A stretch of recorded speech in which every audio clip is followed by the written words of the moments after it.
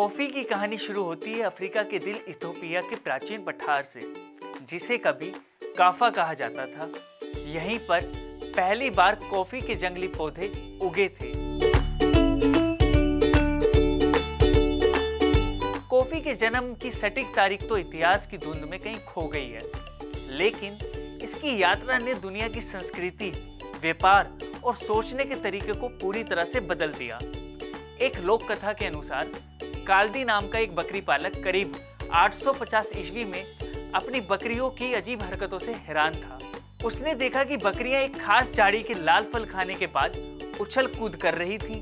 जिज्ञासावश काल्दी ने खुद भी वो फल खाए और उसने महसूस किया एक अजीब सी ऊर्जा, एक जागृति। शायद वहीं से कॉफी के सफर की शुरुआत हुई। समय बीतता गया और 15वीं शताब्दी तक ये पौधे रेड सी को पार करते हुए यमन पहुंच चुके थे, जहां इन्हें पहली बार व्यवस्थित रूप से उगाया गया। यमन के सूफी संतों ने इस पेय का उपयोग रात भर की इबादत में जागे रहने के लिए करना शुरू किया। कॉफी अब सिर्फ एक बीज नहीं रही, ये एक आध्यात्मिक साधन बन चुकी थी।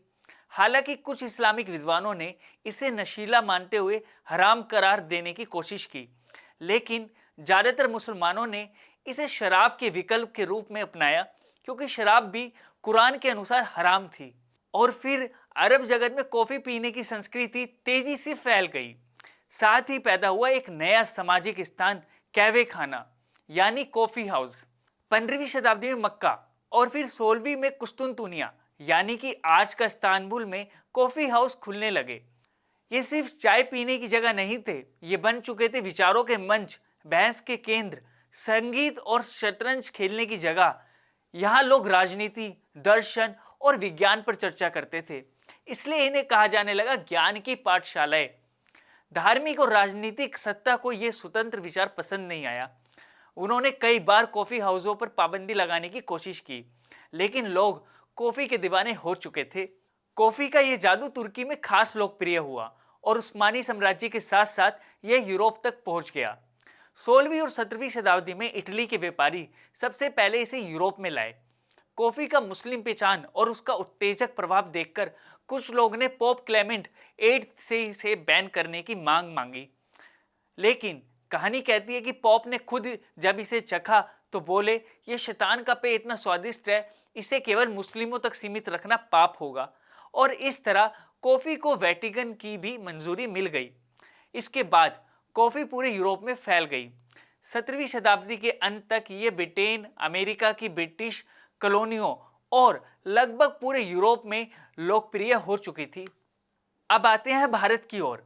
सन 1616 में रिवरेंड एडवर्ड टेरी, जो मुगल सम्राट जहांगीर के दरबार में अंग्रेज राजदूत के साथ थे, उन्होंने लिखा, जो लोग अपने धर्म में सख्त होते हैं वे शराब नहीं पीते, लेकिन एक तरल पदार्थ का सेवन करते हैं जिसे वे कॉफी कहते हैं। ये काले बीजों को उबालकर बनाई जाती है। इसका स्वाद पानी जैसा ही होता है, लेकिन ये पाचन में मदद करती है, मन को चैतन्य करती है और रक्त को शुद्ध करती है। भारत में कॉफी का स्वाद तो पहुंच चुका था, लेकिन अब बारी थी इसे यहाँ उगाने की। तभी प्रकट हुए बाबा बुदान, एक सूफी संत। 17वीं सदी में जब वे मक्का से हज करके लौट रहे थे, तब उन्होंने यमन से 7 कॉफी बीज अपनी दाढ़ी में छुपाकर भारत लाए, क्योंकि उस वक्त इन बीजों को बाहर ले जाना मना था। उन्होंने इन बीजों को कर्नाटक के चिकमंगलूर की पहाड़ियों में बोया और वहीं से शुरू हुआ भारत में कॉफी की खेती। आज उन पहाड़ियों को कहा जाता है बाबा बुदनगिरी हिल्स, और वहां उनकी याद में एक दरगाह भी बनाई गई है। और इस तरह एक झाड़ी पर खाए हुए कुछ लाल फलों से शुरू हुई ये कहानी पूरे विश्व को जोड़ने वाली एक सामाजिक और सांस्कृतिक क्रांति बन गई।